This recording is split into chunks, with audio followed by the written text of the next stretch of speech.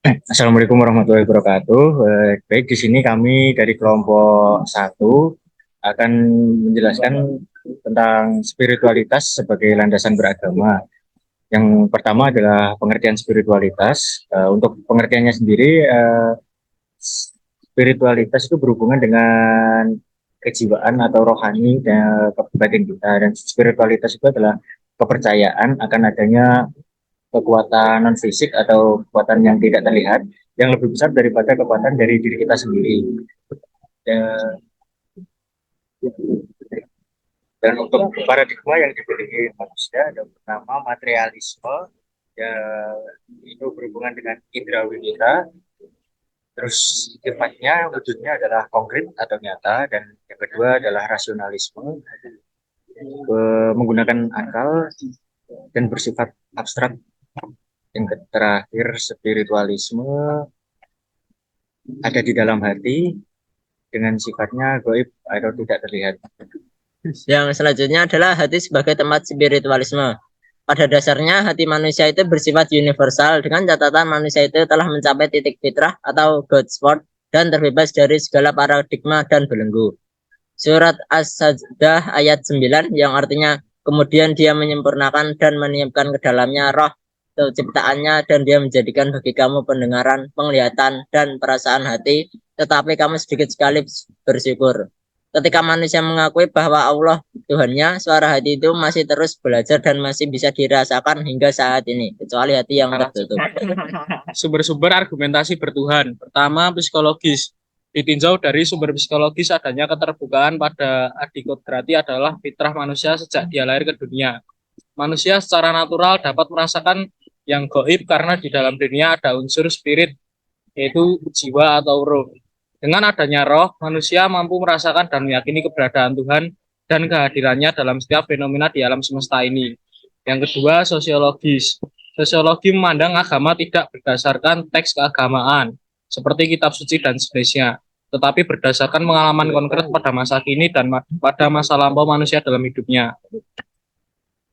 Lalu, sisi filosofis, banyak argumen yang diajukan oleh para filsuf Islam sebagai kaum pemikir atau rasional, menjelaskan hakikat Tuhan dan cara bertuhan dengan benar. Menurut Mulyadi Kartanegara, paling tidak terdapat 3 argumen filsafat untuk menjelaskan hal tersebut, yaitu pertama, dalil al-udud, dalil al-imkan, dalil al-nayah.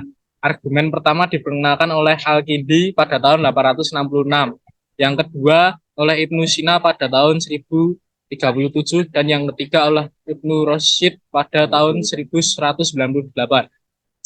Dari ketiga perspektif di atas, dapat disimpulkan bahwa inti dari pendapat para filsuf muslim klasik bahwa Tuhan adalah pencipta dari segala sesuatu yang ada di alam nyata ini. Lalu untuk sisi teologis, masalah ketuhanan, kebenaran, dan keberagaman harus dicarikan penjelasannya dari sesuatu yang dianggap sakral dan dikultuskan karena dimulai dari atas. Kesadaran tentang Tuhan, baik buruk cara beragama hanya dapat diterima kalau berasal dari Tuhan itu sendiri. Tuhan memperkenalkan dirinya melalui konsep baik dan buruk dan cara beragama kepada manusia melalui berbagai pernyataan seperti penciptaan alam semesta, pemeliharaan alam, dan penciptaan semua makhluk, serta penampakan diri kepada nabi-nabi. Tujuan manusia diciptakan adalah pertama, Khalifah fi al-ard, menjadi pemimpin di dunia mulai dari diri sendiri, keluarga dan seterusnya, hubungan manusia dengan manusia dan alam menciptakan kedamaian kebahagiaan. Dua, Allah, mengabdi dan menyembah kepada Allah. Hubungan dengan Allah menciptakan ketenangan hati. Manusia dituntut untuk membangun relasi yang baik dengan tujuan agar manusia dapat tetap konsisten dalam kebaikan dan kebenaran Tuhan. Apabila manusia telah mampu mengasah spiritualitasnya sehingga ia dapat merasakan kehadiran Tuhan, maka ia akan dapat melihat segala sesuatu dengan visi Tuhan ilahi.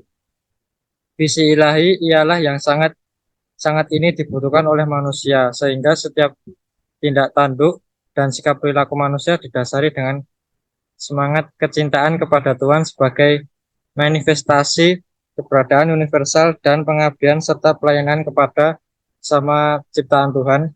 Dan begitu akan terciptanya dunia yang damai. Sarana untuk melatih kepekaan diri kita dalam menggali makna kenyataan hidup, menyadarkan bahwa hidup kita adalah anugerah pemberian dari Tuhan. Untuk mengendalikan dorongan ego dalam diri kita, mengembangkan hati nurani yang takut akan Tuhan. Ketika hati nurani yang takut akan Tuhan itu mulai memasuki kesadaran dan rasa diri kita, maka kita memiliki kemampuan untuk menempuh hidup dengan integritas. Hidup dengan integritas berarti hidup dengan prinsip bahwa dengan atau tanpa kontrol dari sepihak lain. Kita tetap berpegang teguh kepada nilai-nilai yang kita yakin. Artinya integritas kita diukur dari apa yang kita pikirkan, katakan, dan lakukan, bahkan pada saat kita sendirian. Untuk mengembalikan sisi manusiawi, maka manusia harus mengaktifkan spiritualitasnya. Salah satu cara adalah dengan tasawuf. Spiritualitas melalui tasawuf. Oke. Tasawuf dapat diartikan sebuah upaya yang dilakukan manusia untuk memperindah diri dengan akhlak yang bersumber pada agama dengan tujuan mendekatkan diri kepada Allah.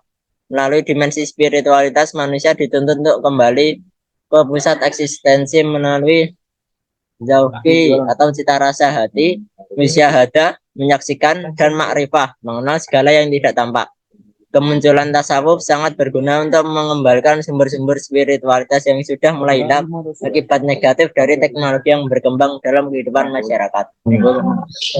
Membangun argumen tentang cara manusia meyakini dan mengimani Tuhan.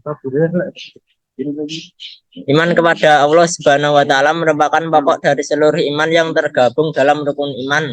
Jika iman kepada Allah Subhanahu wa Ta'ala tidak tertanam dengan benar, akan berlanjut kepada keimanan yang lain, dan pada akhirnya akan merusak ibadah seseorang secara keseluruhan. Ada dua cara beriman kepada Allah Subhanahu wa Ta'ala.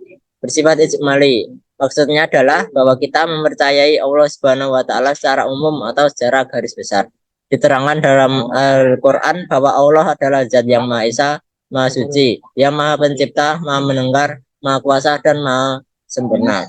Yang kedua bersifat tafsili, maksudnya adalah mempercayai Allah secara rinci. Kita wajib percaya dengan sepenuh hati bahwa Allah Subhanahu wa Ta'ala memiliki sifat-sifat yang berbeda dengan sifat makhluknya. Selain itu, kita juga harus menaati semua perintah Allah dan menjauhi larangannya. Baik, untuk yang terakhir adalah bertuhan dalam bentuk beribadah dan beramal. Manusia diciptakan oleh Allah dalam bentuk yang paling sempurna. Tentu harus pandai bersyukur. Salah satu bentuk syukur itu adalah beribadah kepada Allah. Ya ayyuhan nasu ubudu rabbakumul ladzi khalaqakum wal ladzina min qablikum la'allakum tattaqun. Yang artinya, wahai manusia, sembahlah Tuhanmu yang telah menciptakanmu dan orang-orang sebelum kamu agar kamu bertakwa. Quran surat Al-Baqarah ayat 21. Untuk contoh studi kasusnya akan kita lampirkan setelah ini dalam bentuk video. Sekian dari kelompok kami, kurang lebihnya kami mohon maaf. Wassalamualaikum warahmatullahi wabarakatuh.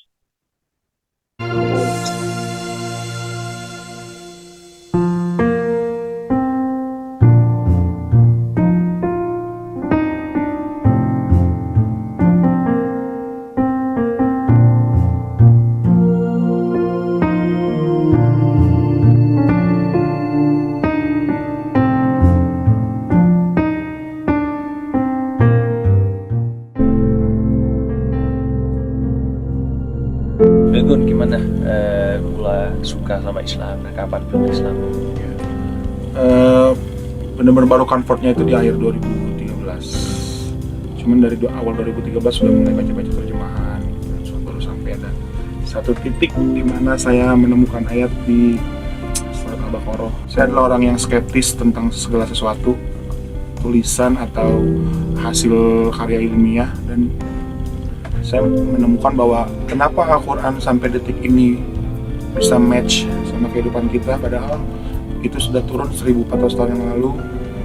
Banyak kultur yang berubah, banyak budaya yang berubah, cara pandang manusia berubah, teknologi berubah, tapi kan bisa sampai selaras sama kehidupan kita sekarang. Jadi di situ ayatnya tulis jika ada dan jika kami menggantikan suatu ayat atau mengasahkan suatu ayat, maka kami akan menggantinya dengan yang seimbang atau yang lebih baik.